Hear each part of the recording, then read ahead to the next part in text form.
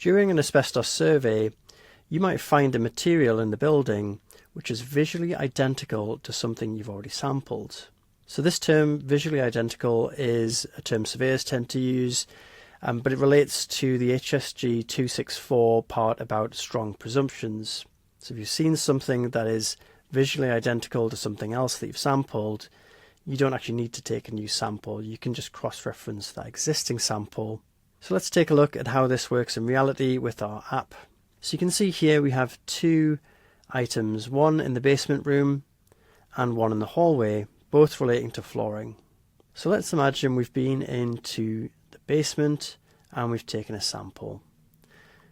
Let's go ahead and tick the suspect asbestos, and we're going to select sample as the inspection strategy. I'm going to put in 001 as the sample ID, the sample we've taken. Next, pop in the sample type. So I'm going to say we took a corner piece sample, and then we'll score this up. I'm just going to score this one up randomly, and we're going to hit save here. So there's our sample item in the basement. Now let's imagine we've gone to that second location in the hallway and we found a visually identical material. So I'm going to open this up. I'm going to scroll down to the part where we suspect asbestos. We do. Now we could select sample and take a new physical sample. However, since we can actually cross-reference a visually identical sample, we can select this one instead. So in our app we call this a cross-reference. However, it will be rendered on the report as a strong presume, because that is what is stipulated in the HSG 264 standard. So the sample that we're cross-referencing is 001, and then I'm going to score this up again and hit save. So now we have a sample in the basement and a cross-reference to that sample in the hallway. Now this is the kind of longhand way of doing it. Now in my example I'd kind of pre-filled a lot of that information on the cross-reference. In reality, what you would do is, if you found a visually identical item to this first one, you'd locate the original one, swipe to the right to make a copy, select all, and then because we know it's going to be a cross-reference instead of a sample strategy, you'd untick the inspection strategy and press continue. So that actually pulls through all that information from the first sampled item. Then all you would simply do is go down and select the new strategy, which is cross-reference. You can see it's pulled through everything else from the first one. So that's the technique you'd use in reality. You'd record the first sample, and then when you found a visually identical item, copy that first one and just make any changes that you needed to. Okay, so now that we've actually got our sample and our cross-reference, let's take a look at the report and we'll see how this looks. I'm going to open up my management survey report and I'm going to scroll down. Now the first thing you'll notice is that we haven't actually put the results in. So it's saying sample result 001 is awaiting results. That's okay.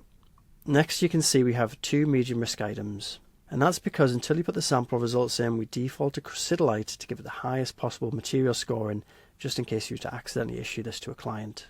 Now let's go ahead and actually find those two items. So here we go. You can see we have that first one, which was in the basement room.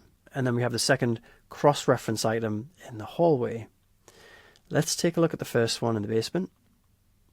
Okay, so you can see here we have that first one and it's saying strategy is sample.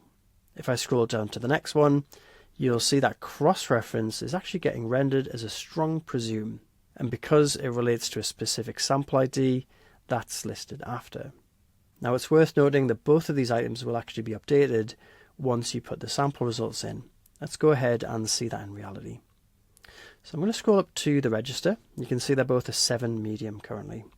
I'm going to go back to here and we're going to add in the sample results. So I'm going to say 001 came back as Chrysotile. Now Chrysotile has a lower score than Crucidolite, which is the default before you put the results in, so we'd expect that score to actually drop on the report. Let's head over to the preview and you can see, as expected, the 7 scoring has changed to a 5. It's gone from a medium to a low. And that's happened on both the sample and the cross-reference, so we didn't actually have to key in the results twice. The system's clever enough to link any samples and cross-references together, so when you put the sample result in, it will update all of them accordingly. Now, some surveyors like to change the language on reports, and they might want to say something like visually identical. If you want any changes like this, please get in touch and we can make them for you. But by default, we do render these as, like I say, strong presumes on the report. I just want to mention one more thing, which is if you actually made a mistake here, and instead of saying cross-reference as the strategy, if we said sample again, then the report is going to warn us that there's a problem. So let's go back to the start, and you'll see we now have this error. It's saying inspection 001, multiple items use this sample ID. So it's not expected that you would have multiple items with exactly the same sample ID. However, if you have a sample and a cross-reference relating to the same sample ID, that's absolutely fine.